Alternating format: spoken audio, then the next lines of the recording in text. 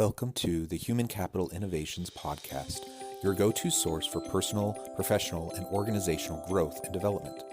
We hope you tune in often for all things people management, organizational development and change, organizational leadership, and social impact related. Maximize your personal and organizational potential with Human Capital Innovations Podcast.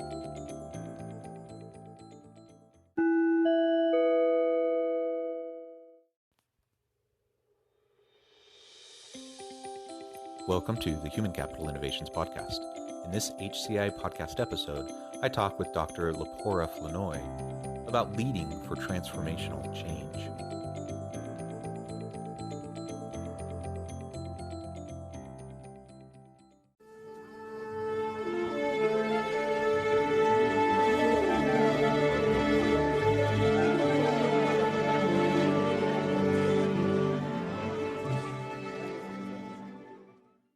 Dr. Lepora Flournoy, welcome to the Human Capital Innovations Podcast.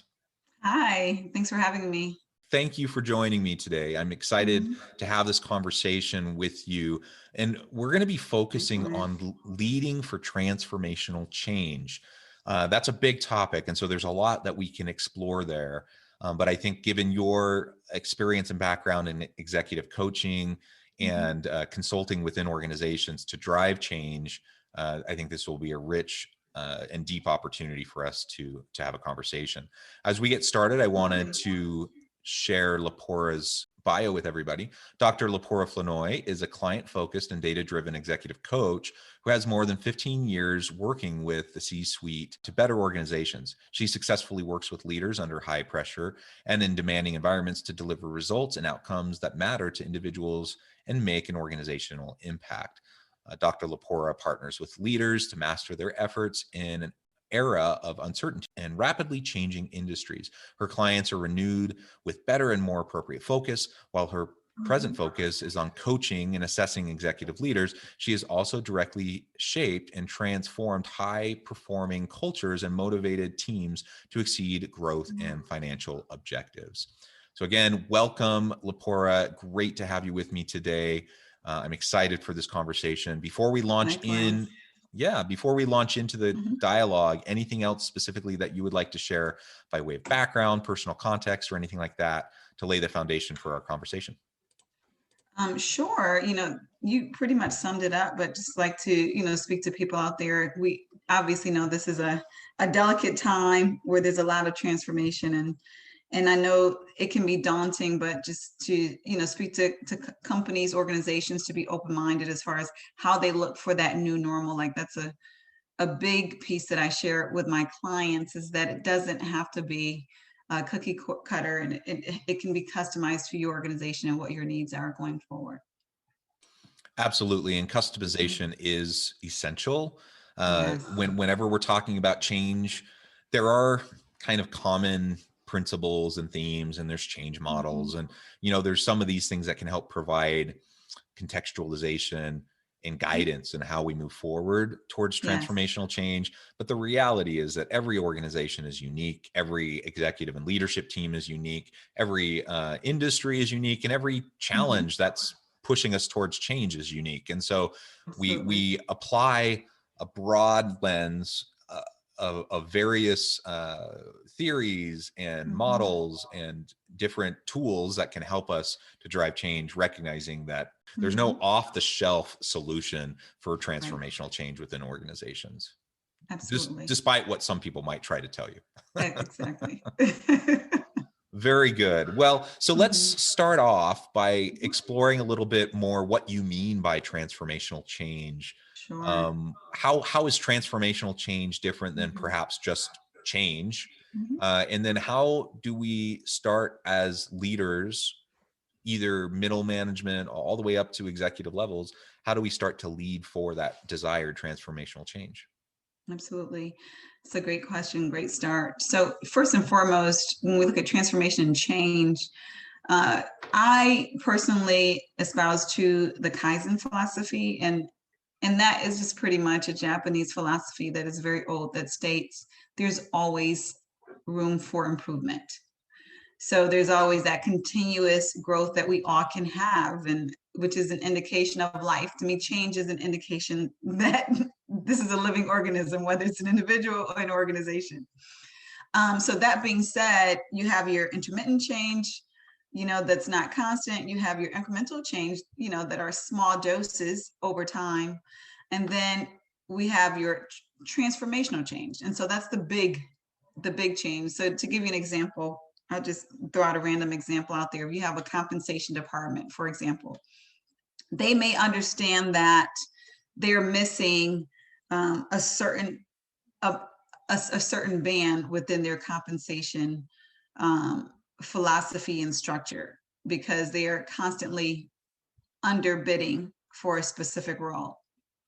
So given that, they may add an expansion to whatever that band is. So say, for example, it's 75,000 to 150,000. They may change it, given the fact that they're out of market. They may do a benchmarking study and realize, okay, we have to expand it 75,000 more and change it from 100 to $200,000. That's a change. They made a change. They realized they had to do a tweak for a certain role. A transformation is looking more so at their overall compensation philosophy and saying, hey, it's outdated the way that we lead compensation. So we need to completely overhaul what we're doing. They maybe haven't updated in a while. They may not be paying based on performance, but only paying, for example, cost of living. They may have 100 bands when they really only need 10. So something like that is a massive change.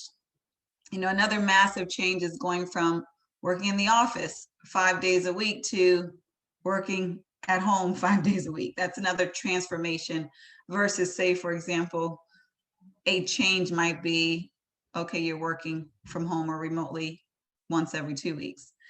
The reason why, what makes a transformation are the conditions that need to adapt and adjust in order for that change to be successful. So it's a big adjustment for people. And so therefore, big preparations need to be made. So that is the biggest difference between a change, so to speak, versus a transformational change, which obviously at the end of the day is going to be subjective based upon the organization. Yeah. And I think, we all experience change constantly. I really like your initial framing of change means growth, right? If we're in a learning organization, if we have a growth mindset where we're constantly trying to develop ourselves and achieve our greatest potential, then there's necessarily going to be change, and there's going to be discomfort. There's going to be ambiguity and uncertainty, right? So part of this leading transformational change is starting with an acknowledgement that change is normal, to be expected, and really to be embraced, frankly, if we want to learn and grow and develop into our true potential. And then, to your point, that everyday change that happens all around us as we're growing, that's one thing. Transformational change we often talk about in terms of those big things that happen within an organization that represent major shifts. Not little minor tweaks to policy or a reshuffling of the deck chairs on the deck, in terms of like, some of the minor reorgs that sometimes happen. I was part of, a reorg in an organization recently where, they were framing it as wanting a transformational change, but really all they were doing was this really minor shuffling of the chairs, and there was nothing actually impactful happening. And I'm trying to help them understand that. So part of that is just recognizing the different types in terms of what our end goal is, what our objective is. But then that also has different implications for how we lead it out. So what are your thoughts in terms of just kind of everyday change, growth mindset, innovative culture, that kind of stuff? How do we lead that, and how might that look different than how we lead transformational change? Absolutely. So the former makes the latter far easier. So with both, you're talking about a level of change maturity.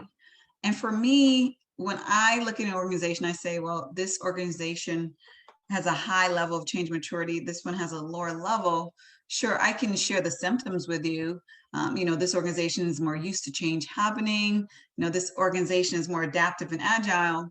But one major difference I typically see in those types of organizations is the one with the higher change maturity is more of a continuous learning organization, whereas the one with the lower change maturity is not. So by continuous learning, they tend to have a framework, a mindset focused on, we need to continuously learn, just what it says. So they typically have goals for their individuals. So it may be, for example, we want you to study or, learn, ramp up your skill 40 hours a year.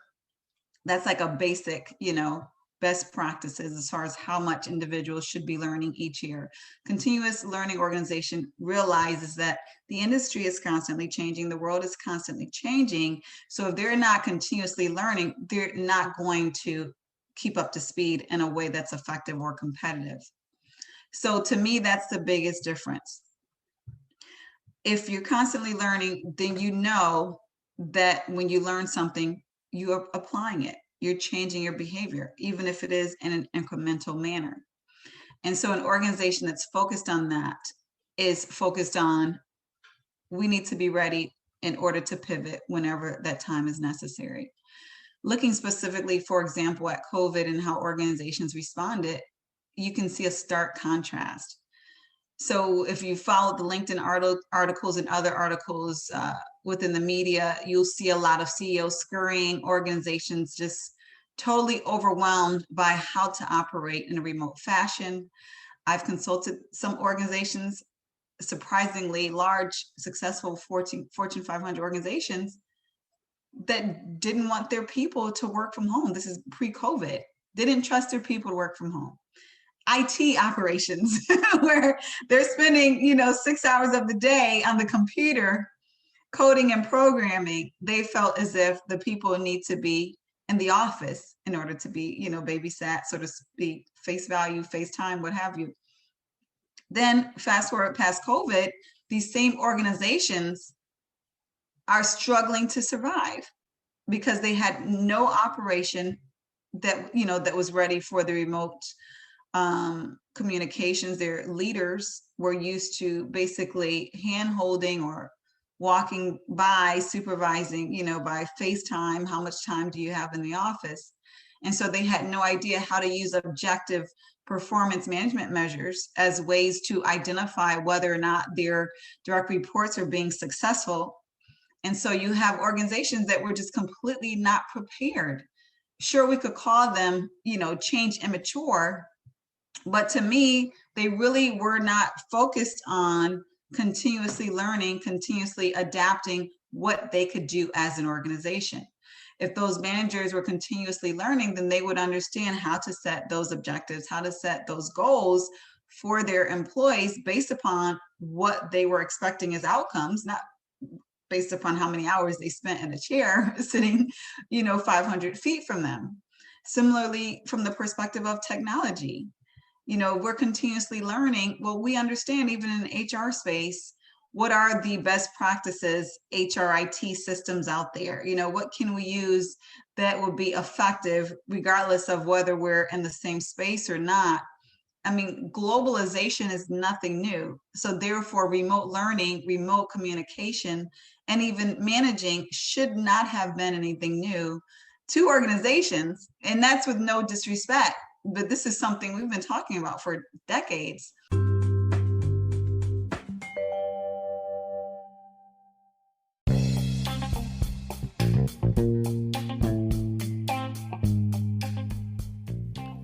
I'm excited to announce the publication of my new book from HCI Press, The Alchemy of Truly Remarkable Leadership: Ordinary, Everyday Actions That Produce Extraordinary Results. Consider how the nature of work has shifted over the past 50 years. With increased globalization, rapid technological advancement, and the shift in economic composition, the average job of today looks very different than the average job of 50 years ago. What will the jobs and organizations of tomorrow look like? Moreover, what does this all mean for organizational leaders? What are the core competencies and capabilities of organizations and their leadership that are prepared for continued disruption and geopolitical and socioeconomic shifts?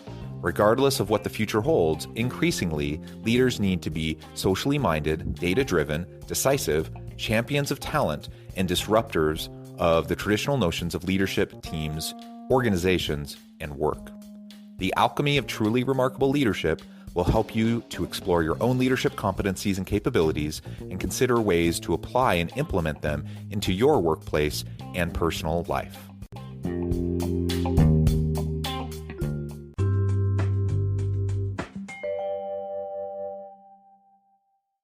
Nobody saw a global pandemic that was going to shut everything down overnight and move everything to remote work. Nobody saw that coming, but the movement towards, technological disruptions and virtual work and interconnected global economies, like all that's trends that have been happening for decades. It's been there, so it's a matter of, well, do I send my people to learn just in time, or am I going to be a continuous learning organization where I believe my people should always be learning what the best practices are, what the options are? To me, that's what differentiates a change mature organization from one that's not. Am I proactively learning with my people, or am I learning in a more reactive, just-in-time manner that may be not just in time, but too late when you're faced with a pandemic like COVID? Yeah, absolutely. I think that's really well said. And so if I'm understanding you correctly, if I'm leading towards change, small c change, that's an attitude of just continual learning, continual growth, creating a culture of flexibility and agility, where people recognize it's part of their role and their job to constantly be pushing the envelope and learning and growing.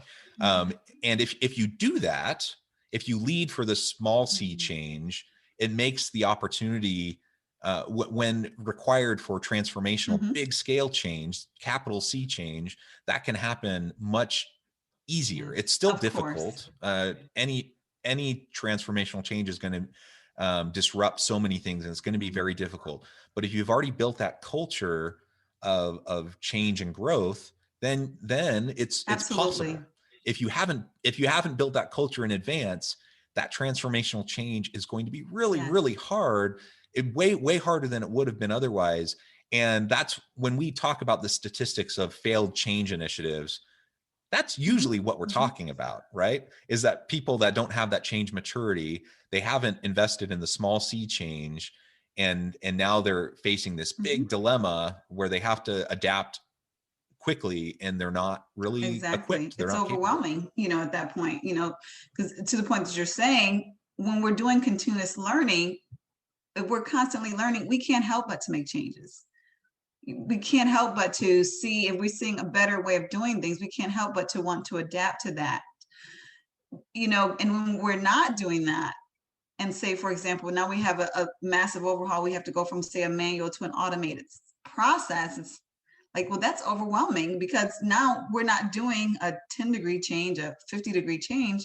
Now we have to do a 180 when we weren't even used to doing, the incremental 15-degree pivot. So how do I do that? I freeze, it's too much because I'm not used to that. Yeah, absolutely.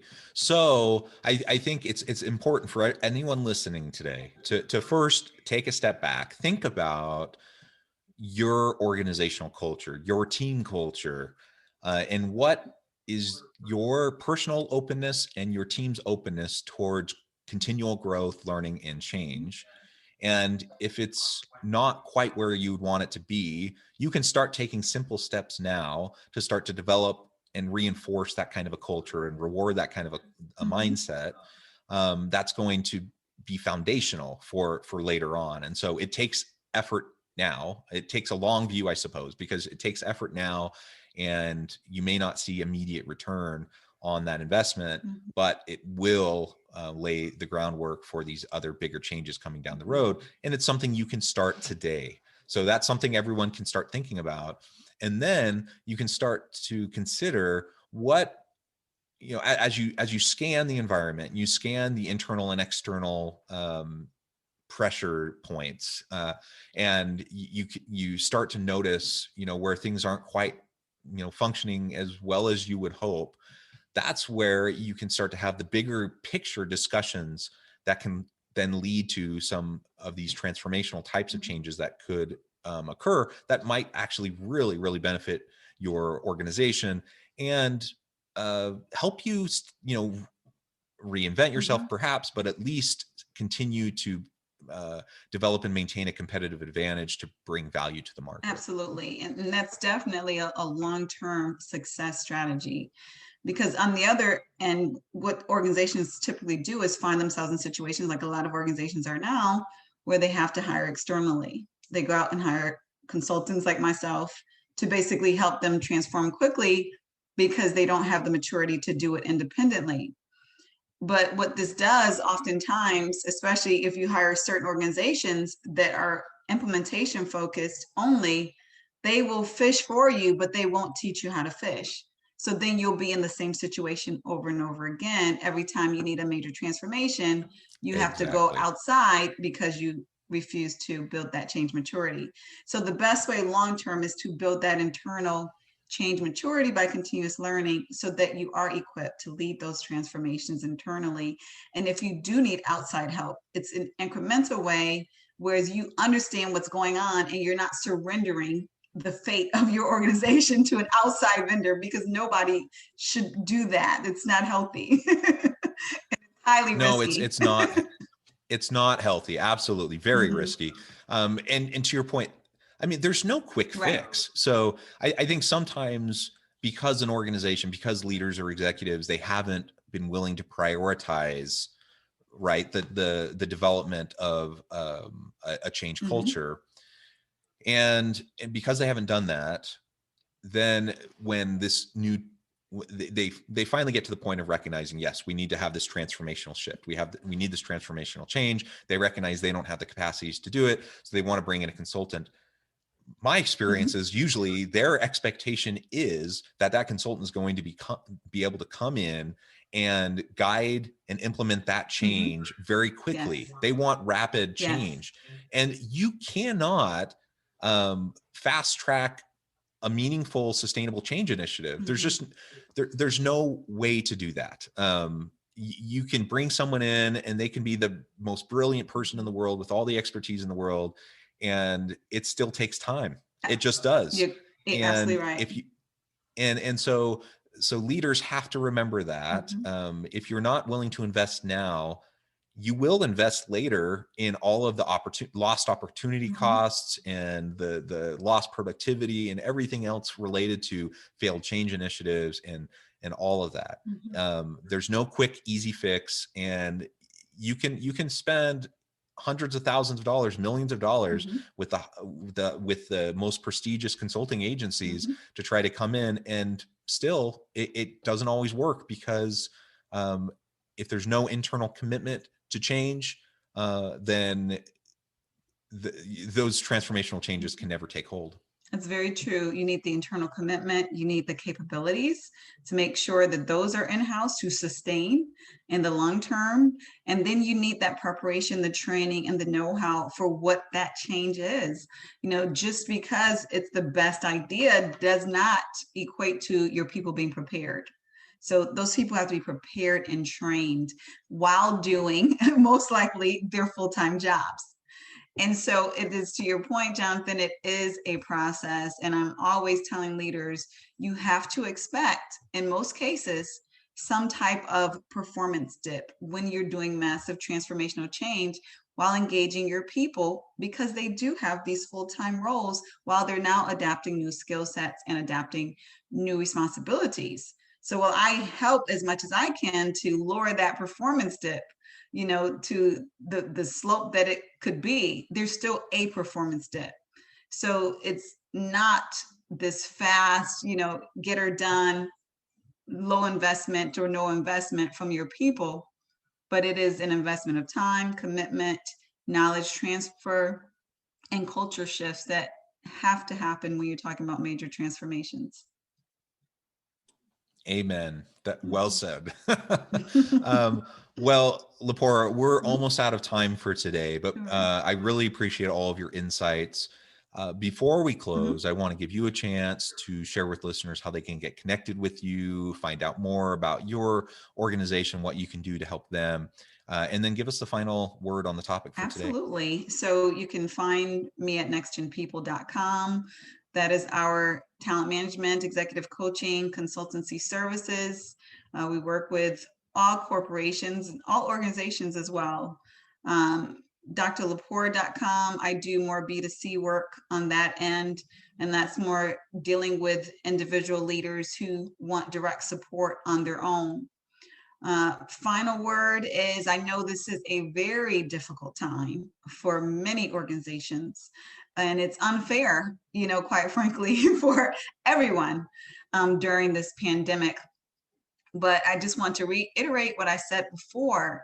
Your organization is unique. You have a unique culture, a unique operation and processes, and you have unique people.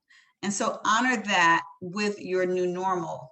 It is great for you to read thought leadership articles, best practices, but at the end of the day, you want to make sure that you're doing what's best for your organization, for your people, and for your culture. That's what's going to sustain you successfully in the long term.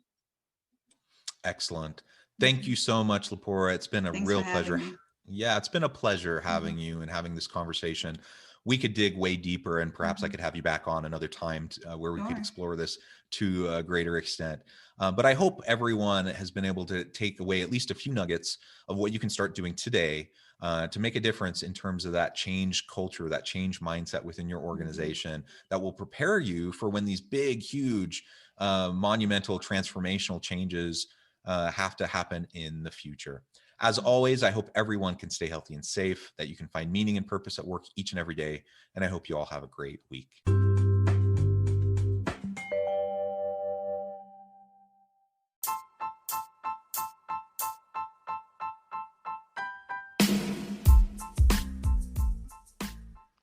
We are excited about the launch of HCI's new magazine, Human Capital Leadership. Human Capital Leadership is a free, interactive e-magazine designed to help individuals, leaders, and organizations find innovative approaches to maximize their human capital potential. We will be publishing issues quarterly in August, November, February, and May. Check out the first issue and let us know what you think.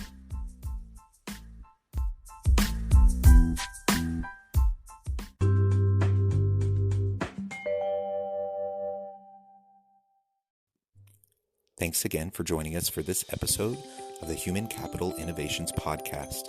I hope you stay healthy and safe and that you have a great week.